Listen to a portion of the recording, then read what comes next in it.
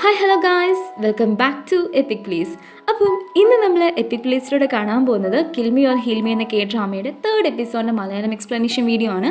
2nd എപ്പിസോഡിൻ്റെ last പറഞ്ഞു നിർത്തിയത് ചായയിൽ നിന്ന് സെഞ്ചുറി പുറത്തിറക്കാൻ നോക്കിയപ്പോൾ വന്നതോ പെരി പാർക്ക്.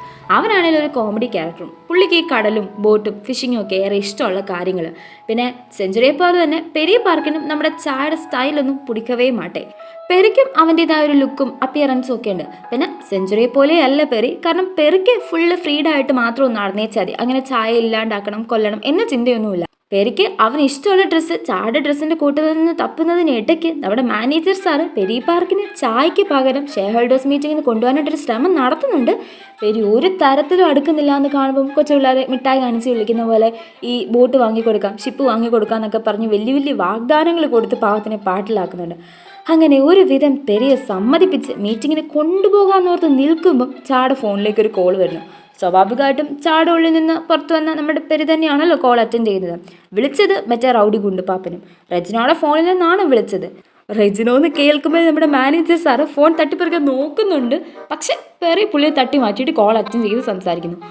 ഗുണ്ടുപാപ്പൻ പെറിയോട് സംസാരിക്കുമ്പം നമ്മുടെ റെജിനോടെ വായിൽ ടേപ്പ് ഒട്ടിച്ച് വെച്ചേക്കുവാണെങ്കിലും അവൾ പറയാൻ ശ്രമിക്കുന്നുണ്ട്. എൻ്റെ പൊന്ന് പൊട്ട ജാക്കറ്റ് അവൻ്റെ കയ്യിലല്ല, എൻ്റെ കയ്യിലാണ്. നിന്നെക്കാട്ടിലും വലിയൊരു തോൽവി അവൻ ഇങ്ങോട്ടെങ്ങനെ വിളിച്ചു വരുത്തി അവനിവിടെ മുഴുവൻ കത്തിക്കുന്നൊക്കെ അവൾ പറയാൻ ശ്രമിക്കുന്നുണ്ട്.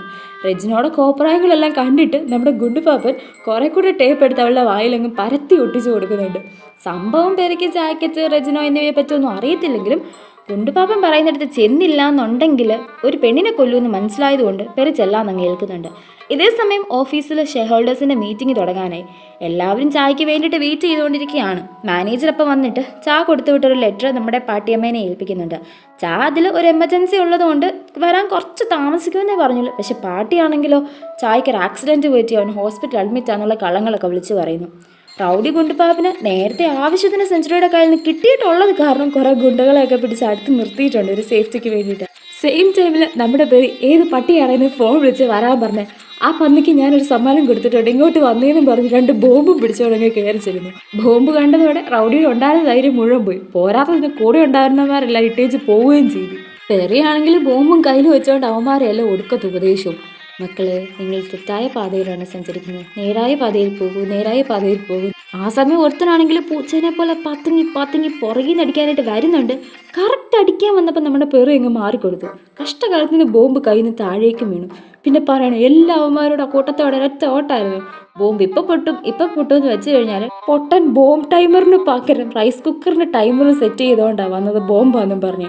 അവനാണെങ്കിൽ ആവി വരാത്തത് എന്താണെന്നും വെച്ച് നോക്കിയിരിക്കുന്നു. പിന്നെ പറയണോ, എല്ലാ അവന്മാരോട് എട്ടിത്തിട്ട് പാവത്തിനെ ചവിട്ടിക്കെട്ടി. അവസാനം അവൻ്റെ ബോധവും പോയി. ബോധം പോയപ്പം അവനെയും റെജിനോൻ്റെ കൂടെ തന്നെ പിടിച്ച് കെട്ടിയിരുന്നു. അതിനുശേഷം നമ്മുടെ ഗുണ്ടുമാമനും കൂട്ടായോടെ ഇരുന്ന് സംസാരിക്കുകയാണ്. ചുമ്മാ ജാക്കറ്റിൻ്റെ കാര്യം പറഞ്ഞ് 2 പേരും അങ്ങോട്ടും ഇങ്ങോട്ടും ചെയ്ത് വരുന്നു. റെജിനോ ആകുന്നേ പറയുന്നുണ്ട്, എടാ നാറുകളെ, ജാക്കറ്റ് എൻ്റെ കയ്യിലടാ. കറക്റ്റ് അതേ ടൈമിൽ നമ്മുടെ റെജിനോയുടെ ഫോണിലേക്ക് റിയോളാണെങ്കിൽ ആ ജാക്കറ്റ് വിട്ടുകൊണ്ട് നിൽക്കുന്ന ഫോട്ടോ അയക്കുന്നു. കാര്യം എന്താണെന്ന് അറിയാനായിട്ട് റെജിനോയുടെ വായിൽ ടേപ്പ് മാറ്റിയപ്പം അവളാണ് യവന്മാരെ വായി വന്നതൊക്കെ വിളിച്ചു പറയുന്നു. അവസാനം കത്തി കാണിച്ചാണ് അവളുടെ വായ അടപ്പിച്ചത്. കൂടാതെ റിയോണിനെ വിളിച്ച് അവൻ എവിടെയാ, എന്താ ചെയ്യുന്നത് എന്നൊക്കെ അന്വേഷിപ്പിക്കുന്നുമുണ്ട് നമ്മുടെ റെജിനോനെ കൊണ്ട്. സ്ഥലം അറിഞ്ഞു കഴിഞ്ഞപ്പം ഒരാളെ റെജിനോയ്ക്കും പെറിക്കും കാവൽ നിർത്തിയിട്ട് ബാക്കി എല്ലാവരെയും കൂട്ടി നമ്മുടെ റൗഡി മാമൻ റിയോണിനെ അന്വേഷിച്ച് പോകുന്നുണ്ട്.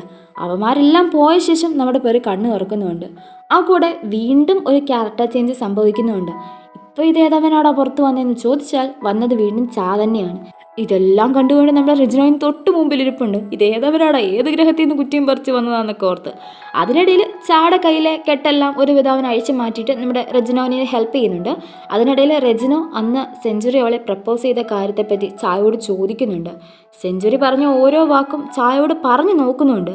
ആദ്യം ചായക്ക് ഒരു കുന്തോ മനസ്സിലാവുന്നില്ല. പക്ഷെ സെഞ്ചുറി എന്ന് കേൾക്കുമ്പം അവനും ഒന്ന് ഷോക്കാവുന്നുണ്ട്. കാരണം ചാ വിചാരിച്ചിരുന്നത് സെഞ്ചുറി പ്രണയിച്ച് തുടങ്ങിയത് മറ്റേ ആ ഫസ്റ്റ് ലവിനെ ആണെന്നാണല്ലോ. വീണ്ടും റെജിന ഓരോ ക്വസ്റ്റ്യൻസ് ആയിട്ട് ഇങ്ങനെ ചോദിക്കുമ്പം ചാ ഓരോ തട്ടാമുട്ടി പറഞ്ഞിട്ട് അങ്ങ് ഒഴിഞ്ഞു മാറുന്നു. അകത്തുനിന്ന് എന്തൊക്കെയോ ശബ്ദം കേട്ടിട്ട് മറ്റേ കാവിൽ നിർത്തിയ പുള്ളി വന്ന് നോക്കുമ്പം ചാ അവനെ പുറകെ നടിച്ച് വീഴ്ത്തുന്നു. എന്നിട്ട് പുറത്ത് കിടക്കുന്നു. പക്ഷെ പിന്നെ അവൻ വന്ന് റെജിനോയുടെ കഴുത്തിൽ കത്തി വെക്കുന്നുണ്ട്. ഈ സീനിൽ ചെറിയൊരു പ്രശ്നമുള്ളത്, മുമ്പേ പെരി പാർക്ക് കൊണ്ടുവന്ന ബോംബ് പോലത്തെ സാധനം റൗഡി ഡമ്മിയാന്നും പറഞ്ഞ് നിലത്തേക്ക് എടുത്തൊരു ഏറ് വെച്ച് കൊടുത്തായിരുന്നു. അതാണേ താഴെ കിടന്നെന്തോ കത്ത് മിന്നോ ഒക്കെ ചെയ്യുന്നുണ്ട്. കൂടെ ഒരു ഡയലോഗും, ആവി വെളിയിൽ വരാൻ നേരമായിരിക്കുന്നു. ചാടി അതെടുത്ത് റൗഡിനെ വലിയ കാര്യത്തിൽ ഇപ്പം ഞാനെടുത്ത് എറിയെന്നൊക്കെ പറഞ്ഞ് ഭീഷണിപ്പെടുത്തുന്നുണ്ട്. റൗഡിയാണെങ്കിലും അതേ എന്തൊക്കെയോ ഒച്ചയൊക്കെ കേൾക്കുമ്പോൾ ഒന്ന് പേടിക്കുന്നുണ്ട്.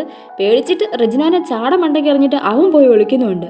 കിട്ടിയ തക്കത്തിന് റെജിനോനെയും കൊണ്ട് പോകാൻ നിൽക്കുമ്പം ഡമ്മിയാന്ന് പറഞ്ഞ സാധനം ഒരു ഒറ്റപ്പൊട്ട്. കാരണം പെരി പാർക്ക് ഉണ്ടാക്കിയിരുന്നത് ശരിക്കും ബോംബ് തന്നെയാണ്. ഈ ബോട്ടും ഷിപ്പും ഒന്നും അല്ലാതെ ബോംബ് ഉണ്ടാക്കുക എന്നുള്ളത് നമ്മുടെ പെരി പാർക്കിൻ്റെ ഒരു വീക്ക്നെസ് ആണ്. വേണം മിക്സിക്കകത്ത് വരെ അവൻ ബോംബ് വെച്ച് കളയും. അങ്ങനെ ഒരു സാധനം അവൻ. ബോംബ് കൂടെ പൊട്ടിയപ്പോഴത്തേന് റെജിനോട് ഉണ്ടായിരുന്ന ബോധം കൂടെ പോയി. അവസാനം ഒരുവിധം അവളെയും വലിച്ചെടുത്ത് ബൈക്കിൽ വെച്ച് കെട്ടി അവിടുന്ന് രക്ഷപ്പെട്ട് ഇറങ്ങുന്നു. ബോധം പോയത് കാരണം അവളെ ഹോസ്പിറ്റലിൽ എത്തിക്കുന്നുണ്ട്. റെജിനോനെ ഹോസ്പിറ്റലാക്കിയ ശേഷം അവിടുന്ന് നേരെ പോയത് ഷെയർ ഹോൾഡേഴ്സിന് മീറ്റിംഗ് അറ്റൻഡ് ചെയ്യാനായിട്ടാണ്. കണ്ടതോടെ അവനെ കുറ്റം പറഞ്ഞുകൊണ്ടിരുന്നവന്മാരെല്ലാം വായടഞ്ഞു. പിന്നെ എല്ലാ ഷെയർ ഹോൾഡേഴ്സിനെ മുമ്പിൽ വെച്ചിട്ട് നമ്മുടെ വൈസ് പ്രസിഡന്റിന്റെ സ്ഥാനം അങ്ങ് ഒഫീഷ്യലായിട്ട് ഏറ്റെടുക്കുന്നു. മീറ്റിംഗ് കഴിഞ്ഞ് ലേറ്റായി വന്നതിന് നമ്മുടെ പാർട്ടിയുടെ കയ്യിൽ നിന്ന് ഒരെണ്ണം കിട്ടുന്നുമുണ്ട്. ആയതുകൊണ്ട് മിണ്ടാതെ നിൽക്കുന്നു. സെഞ്ചുറി ആയിരുന്നേൽ ഈ പുള്ളിക്കാരി എടുത്ത് നിലത്തടിക്കുന്നൊന്നും കാണാമായിരുന്നു. എന്തിനാണോ ഒരു കാര്യമില്ലാതെ ഇങ്ങനെ കിടന്നുറഞ്ഞുകൊള്ളുന്നത്. എന്താണേലും വീട്ടിൽ വന്നു കഴിഞ്ഞപ്പം അവൻ്റെ മുറിവെല്ലാം സ്വയമാണ് പരിചരിക്കുന്നത്. റെജിനോനെക്കാട്ടിലും പരിക്ക് പറ്റിയതും ചായക്ക് തന്നെയാണ്. എന്നിട്ടും റെജിനോ ഓക്കെ ആണോ എന്ന് മാത്രമാണ് അവൻ അറിയേണ്ടത്.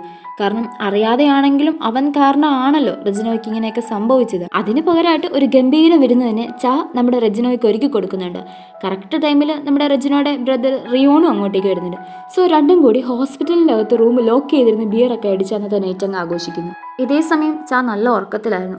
ഉറങ്ങുന്നതിനിടയിൽ എന്തോ കുട്ടിക്കാലത്തെ അവനെ ഭയപ്പെടുത്തുന്ന എന്തോ ഒരു സ്വപ്നം കണ്ട് ഞെട്ടി എണീക്കുന്നു. നെക്സ്റ്റ് സീനിൽ ചാടൊക്കെ ഒരു കൺസ്ട്രക്ഷൻ സൈറ്റാണ് കാണിക്കുന്നത്. അവിടെ വെച്ച് ഫസ്റ്റ് ലവിനെ കാണുന്നുണ്ട്. ബട്ട് കണ്ടതുപോലെ തന്നെ ഇഗ്നോർ ചെയ്ത് വിടുന്നുമുണ്ട്. ഫസ്റ്റ് ലവ് പിടിച്ചു നിർത്തി കാര്യം അന്വേഷിക്കുന്നുണ്ട്. ആ കൂടെ ചെറുതായിട്ട് അവൾക്ക് അവനോടുള്ള താല്പര്യം സൂചിപ്പിക്കുന്നുണ്ട്. ആണേൽ അവൾക്ക് ഒരു ലോഡ് പുച്ഛം മാത്രം കൊടുത്ത് എണീറ്റ് പോകുന്നു. ഇതേസമയം നമ്മുടെ മാനേജർ ഡോക്ടറിനോട് ചാടെ കണ്ടീഷനെയൊക്കെ പറ്റി സംസാരിക്കുകയാണ്. ചായക്ക് ഒരു പ്രൈവറ്റ് ഡോക്ടറിനെ അപ്പോയിൻറ്റ് ചെയ്യുന്നതിനെയൊക്കെ പറ്റി. കറക്റ്റ് ടൈമിൽ അങ്ങോട്ടേക്ക് നമ്മുടെ റെജിനോ കയറി വരുന്നുണ്ട്.